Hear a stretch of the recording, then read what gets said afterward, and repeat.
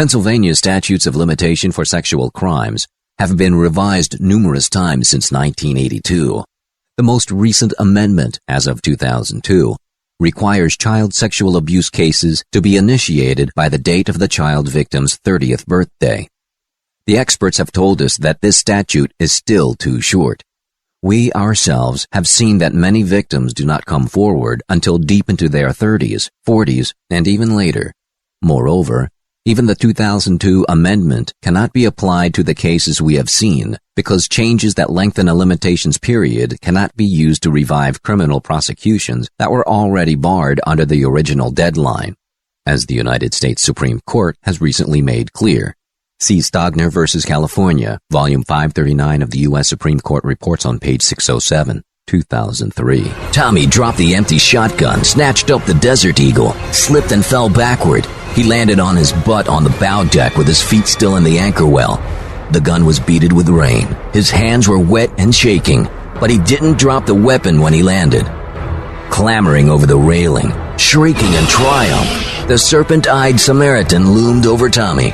The moon-round, moon-pale visage split open from chin to hairline as if it weren't a skull at all, but a strained sausage skin, and the halves of the bifurcated face peeled apart, with the demented green eyes bulging at either side, and out of the sudden gash sprouted an obscene mass of writhing, segmented, glossy black tentacles as thin as whips, perhaps 2 feet long, and as agitated as the appendages of a squid in a feeding frenzy.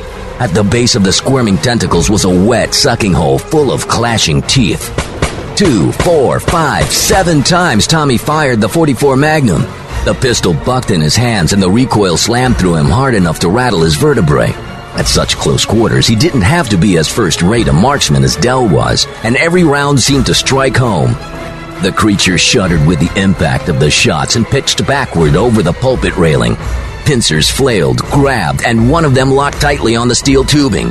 Then the 8th and 9th rounds found their mark, and simultaneously, a section of railing gave way with a gong-like clang, and the beast plunged backward into the harbor. Chapter 1. Back pain is universal.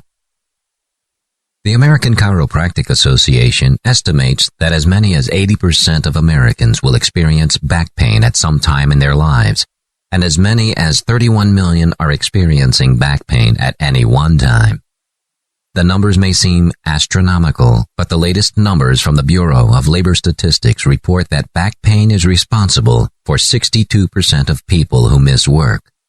None of us has to look too far to find real-life examples of people with back or neck problems, and many of us have had personal experience. Cumulative pain. If you are over the age of 40, the likelihood that you will experience episodes of back pain is increasingly prevalent. You may have had a back or neck injury years or even decades ago, and at that time, it appeared to be asymptomatic or resolved. However, the condition may be cumulative as the damage to soft tissue and bone results in continuing degeneration, and the result is back or neck pain that can appear later in life.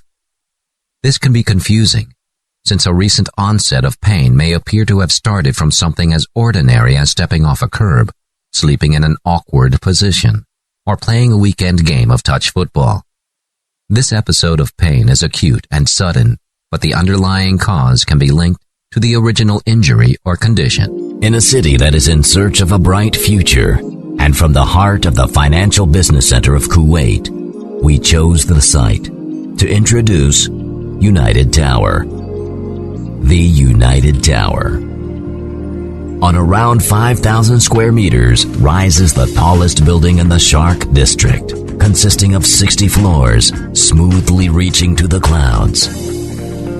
Designed to complement the existing Al Shahid and Al Medina towers, thus making United Towers one of the biggest multi-use business building complexes in the city.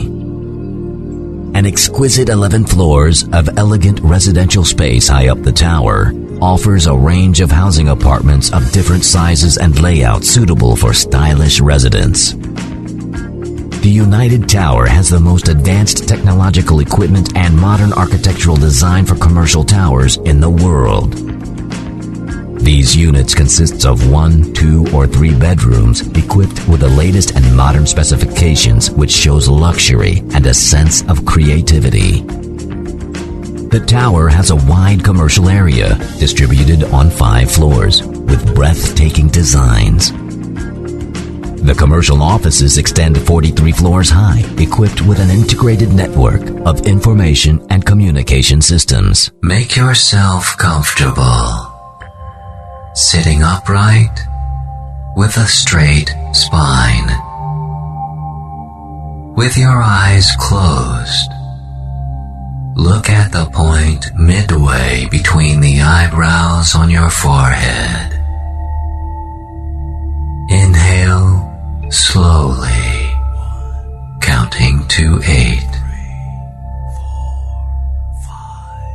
Section 1561, Health Information Technology Enrollment Standards and Protocols.